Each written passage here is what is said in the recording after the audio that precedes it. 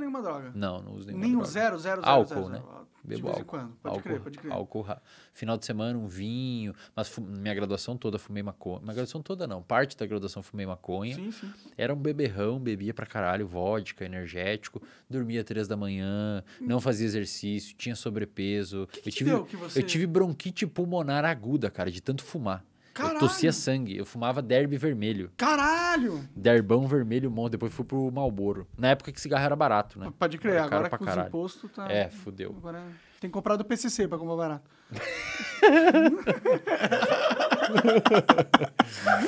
E aí, cara, o que aconteceu? Em algum momento da graduação, eu desci de um busão, voltando da facul, e, cara, eu conto lá no bagulho também. A minha graduação, cara, até o 5º período da graduação, eu não lembro de nada, velho. Eu nem tinha carteirinha da faculdade, eu nem tinha carteirinha da biblioteca. Caralho, você era um monarquinho. Eu era um monarquinho, até o 5º período da graduação eu era um monarquinho. Era truco no bar, maconha, antes de ir pra aula, um fininho pra dar uma segurada. Bem fininho, fechava uns bem fininho, porque daí você podia fumar inteiro e não dava uma brisa tão forte. Assim. E era assim minha vida, cara. Aí no 5º período, eu desci do busão e tava indo pra casa a pé, de noite, eu estudava de noite. E, cara, era 2 quadras e uma leve inclinação. Cara, eu cheguei em casa, velho, suado. Cansado. E, não sei, cara, ali me deu um negócio assim, acho que eu já tava meio exausto do que tava acontecendo, tava me sentindo meio zoado. Eu não conseguia, Monark, pra você ter uma ideia, bicho, eu não conseguia fazer pergunta em sala de aula até esse período, porque eu tinha muita fobia social, eu não conseguia perguntar na sala de aula. Na verdade não é fobia social, porque eu ia pro bar interagir e tal.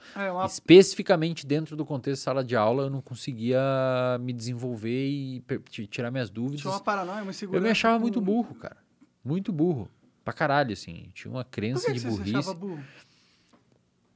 Não sei, cara. Acho que minha adolescência toda foi meio zoada, assim, nos quesitos de amizade. No ensino fundamental sofri um pouco de bullying. Estudei em escola pública, então é uma parada... Pode crer. Não, eu entendo isso. Eu sofri bullying, eu sei como que... Então, assim, não sei. Eu sempre fui muito inseguro, assim. Não me achava uma pessoa muito foda, assim, muito boa. E aí, o que me salvou foi a bebedeira. Então, cara, na bebedeira eu era descolado. Eu era o cara que virava a latinha de cerveja mais rápido. Eu fumava. Eu chegava tudo no bar, todo mundo me conhecia. Cara, pensa assim, a cabeça de um jovem adulto, com seus 20 anos, entrou na faculdade, mudou de cidade, interior do Rio Grande do Sul, que já tem uma propensão maior a usar álcool. Cara, faculdade de interior, velho, é álcool, cara. Álcool. É, exato. Aí na sala de aula eu tinha muito medo e não conseguia me desenvolver. Eu era estranho pra caralho. No bar eu era um cara legal e tal. As pessoas reforçavam. Lembra que eu falei que todo comportamento gera uma consequência? No bar reforçava o meu comportamento. E aí você bebia mais. Porra, aí eu falei, aqui é meu lugar. Pode crer. Manda nessa bosta. Pode crer. Só que chegou um momento, cara, que eu tava acompanhando pessoas na internet, eu fui criando uma rede modulatória de comportamento online. Eu segui o Paulo Musi, eu segui uma galera do esporte, alguns corredores. Eu já ia acompanhando, não fazia exercício, mas eu acompanhava os caras. Morava numa cidade de 60 mil habitantes no interior do Rio Grande do Sul. Nasci numa cidade de 2 mil, mas depois, minúsculo, lá na fronteira da Argentina. 2.000? Não sei nem se dá pra Hoje chamar nem de tem cidade. mais hospital lá pra nascer criança. Então, quem nasceu, quem não nasceu, Então não exclusivo. vai crescer muito lá a É cidade. exclusivo. Ninguém mais nasce na cidade que eu Qual que é o nasci. nome da cidade? Pirapó. Esse é o nome de... É lá perto da Argentina, velho. Só Quer tem... se esconder, vai pra lá. Ou fumar cocaína. O Pirapó. Cara, eu fui no Vilela, ele fez a mesma piada, Caralho! cara. A mesma piada, velho. Eu fui no Vilela, ele fez a mesma piada, velho. Então porra. Então não é única, minha piada, droga. E aí na graduação, cara, eu era essa pessoa. Até o 5º período, eu era um cara que sabia das festas, eu era o cara que manjava de tudo, eu era o cara reconhecido no bar. E esse era meu contexto. E aí do nada se sentiu zoado num dia e falou, vou parar. Vou parar com essa rotina. Não foi do nada. Eu já segui o Muse, por exemplo. Entendi. Você já teve segui uns fatores corredores. externos ali, Isso. né? Eu já tinha umas camadinhas no meu cérebro de informação, neuroplasticidade sendo formadas. Aí tinha épocas que eu ia e bebia demais, eu já ficava meio culpado. Puta, o que o Paulo Musi ia falar de mim agora? É uma transição, cara, pra essas mudanças. A galera fala, como que virou sua chave? Teve um estopim, mas foi uma construção. A bomba foi sendo construída até que ela explodiu, mas foi uma construção.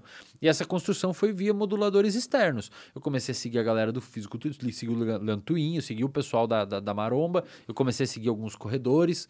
Falei, cara, legal isso, cara. Os caras falando de Batata Doce, o Léo Stronda, vi as piadas dele. E os caras, achei massa, velho. Os caras começaram a criar um nicho ali de musculação, começavam a achar massa e saúde, falavam de não sei o que, performance e tal. E aquilo começou a ser uma sementinha que foi plantando no meu cérebro. Eu já ia pro bar e bebia e ficava meio culpado. Eu já comecei a fumar cigarro e me sentindo meio mal. Queria começar a diminuir. Então, o meu comportamento foi guiando aos pouquinhos pro outro lado. E, cara, aí chegou um dia eu falei, porra, tá foda isso, não dá mais. E aí comecei a correr. Eu tenho até uma aula no RD onde eu ensino, ou tento ensinar, como você substituir um vício por um vício bom.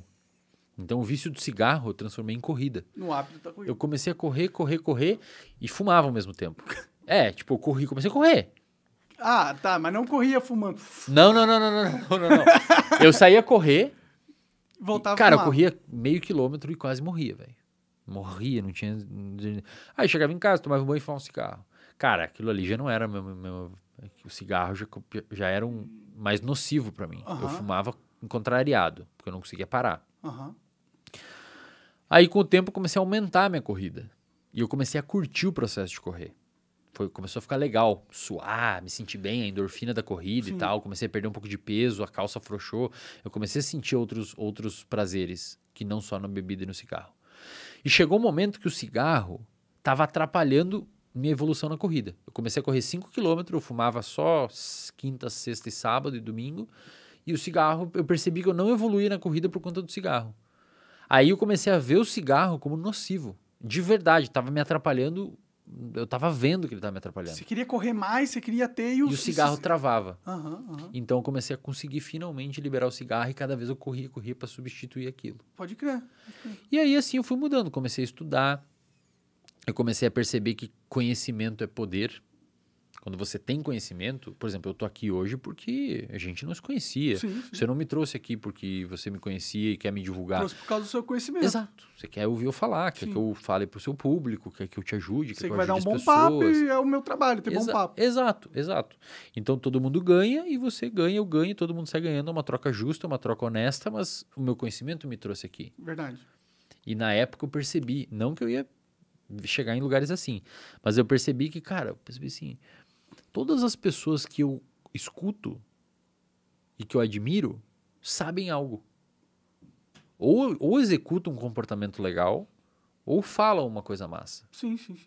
E aí eu comecei a perceber que conhecimento te abre portas. E eu lembro que eu fui apresentar um trabalho uma vez e eu mandei bem no trabalho. E aí eu me preparei e tal, quase desmaiei de ansiedade, mas eu consegui me desenvolver bem na apresentação de trabalho. E eu recebi em troca dos professores e de um grupo específico de pessoas da minha turma, que eram mais próximos a mim. Estamos presos aí? Caiu a... Não, ainda não. E aí eu recebi, depois que eu apresentei bem o trabalho, algo próximo ao que eu recebia no bar. Tá ligado? Entendi. Aí você trocou um estímulo por outro. Eu comecei a entender que não era só lá que eu podia ser legal, Pode que eu podia ser foda. Eu entendi que no campo do conhecimento eu também podia obter reconhecimento. E a recompensa a longo prazo do conhecimento é bem melhor do que beber e encher a cara pra caralho. Exato. E aí eu vi que eu conseguia desenvolver melhor com as minas. Que as minas achavam Você tinha uns papos interessante. interessantes pra trazer Pô, pra elas. vou comer uma galera. Pensei na hora, vou comer o pessoal. Eu falei, Tá certo. vou comer um pessoalzinho lendo esse livro aqui. Eu vou ler esse livro e vou comer alguém. Você achando que pra você comer alguém você tem que beber, não. Lê um livro que você vai comer alguém. Cara, entendeu? Sim. Então, assim, A gente fala brincando, mas eu comecei a entender... Não, mas é verdade, eu comecei a entender que, cara, eu conseguia ter e você ainda vai recompensas... comer gente muito mais legal do que as pessoas que estão interessadas em só porque você enche a cara, ela tá interessada em você. Ela não vai ser uma pessoa tão legal quanto a pessoa que tá interessada em você por causa do que tem do na sua mente. conhecimento e tal. Assim. Eu basicamente comecei a entender que conhecimento me traria uma recompensa social muito fodida. E, meu, aquilo ali, quando entrou aquilo na minha cabeça, eu comecei a estudar pra caralho.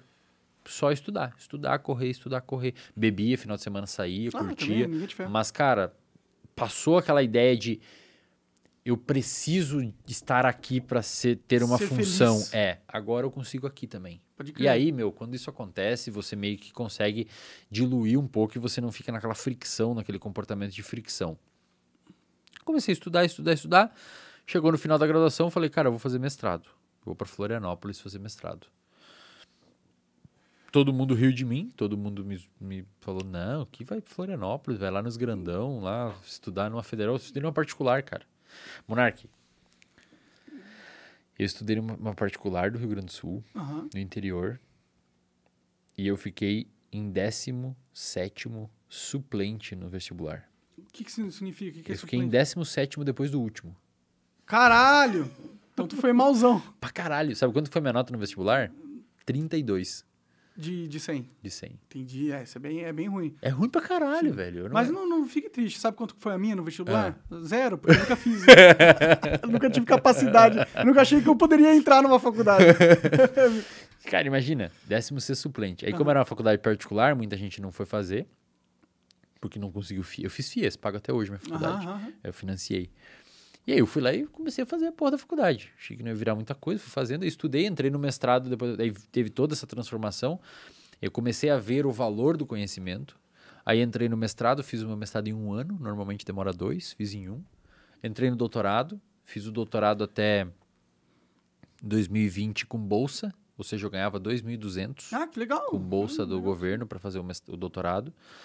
E aí veio a pandemia, aí eu comecei a clinicar na clínica.